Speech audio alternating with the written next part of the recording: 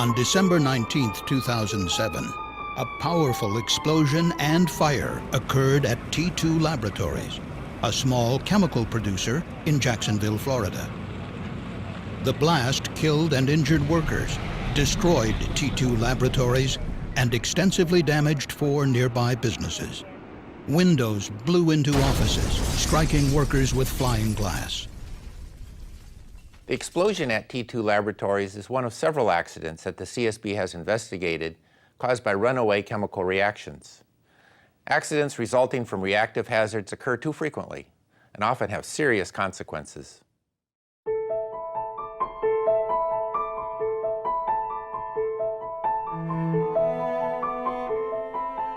Behind me on this concrete pad, there used to stand a structure some 50 feet high that had a reactor vessel in it, in which the company that operated here, T2 Laboratories Incorporated, manufactured a chemical known as methylcyclopentadienyl manganese tricarbonyl, or MCMT for short. The entire structure and reactor vessel were blown away in the explosion. T2 produced MCMT, a gasoline additive, in batches using a 2,500-gallon reactor. An operator controlled the process with a computerized system in a nearby control room. In the first step, liquid chemicals and sodium metal were loaded into the reactor, heated, and then mixed with an agitator. The reaction produced hydrogen, which was vented to the atmosphere. In normal operations, when the temperature reached 300 degrees Fahrenheit, the operator would turn off the heating system. But because this reaction was exothermic, or heat-producing, the temperature inside the reactor would continue to rise. At 360 degrees, operators would begin to periodically fill the reactor's cooling jacket with water. As the water boiled, heat was removed, controlling the temperature.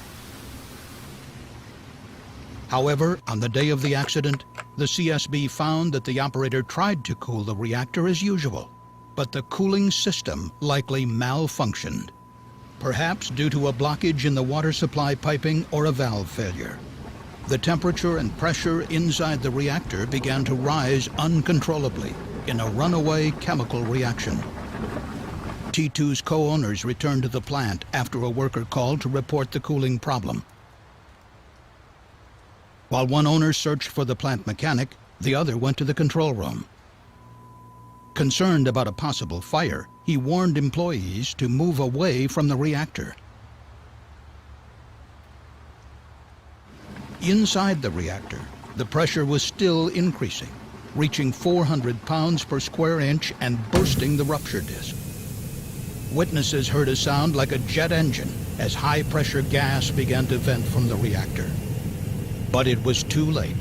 Within 10 seconds, there was a massive explosion, equivalent to about 1,400 pounds of TNT.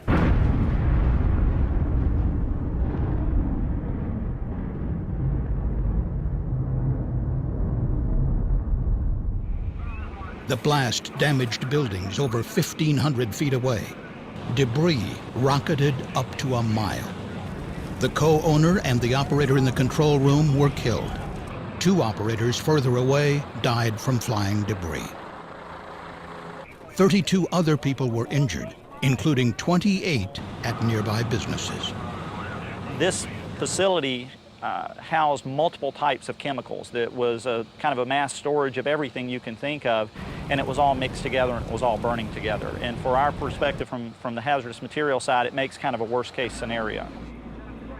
Damage from the explosion was so severe, 4 nearby buildings were condemned.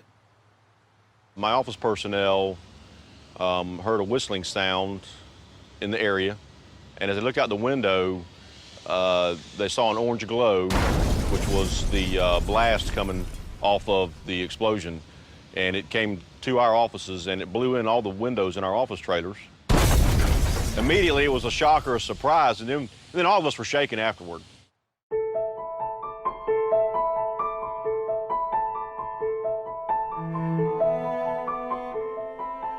In 2002, the CSB completed a study on reactive chemical hazards.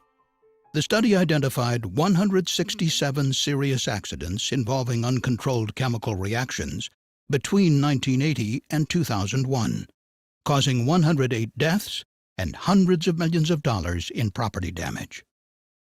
When mixing chemicals that have an exothermic reaction, you need to be aware of the amount of energy that could be released by the reaction to prevent vessels from bursting like the one that happened here.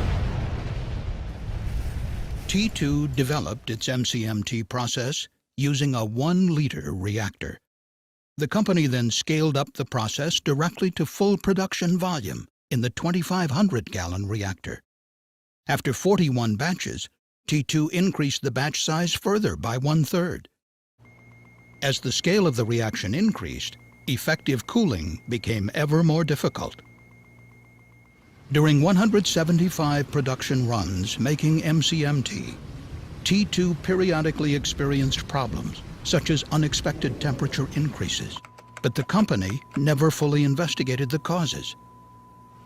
And T2 had only equipped the reactor with a simple cooling system using city water.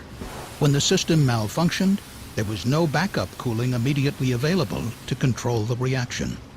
The most important thing to managing reactive chemistry hazards is that you have to have a thorough and complete understanding of your chemistry under design conditions and also under all foreseeable abnormal conditions. The CSB has noted that to prevent reactive chemical accidents, companies should identify and thoroughly evaluate reactive hazards in their processes, implement appropriate emergency pressure relief systems and other design safeguards, develop effective operating procedures and training programs, and carefully manage any changes to existing processes, and plan for possible accidents, including evacuation drills and emergency response exercises. Although T2's owners had undergraduate degrees in chemistry and chemical engineering and experience in the chemical industry, neither had been trained on how to recognize or control reactive hazards. A large portion of the incidents have occurred because the people who are actually running the process were not aware either of the existence of the reactive chemistry hazard or of the potential magnitude of the consequences associated with that chemical reaction hazard. So a lot of the problem, I think, is education and awareness.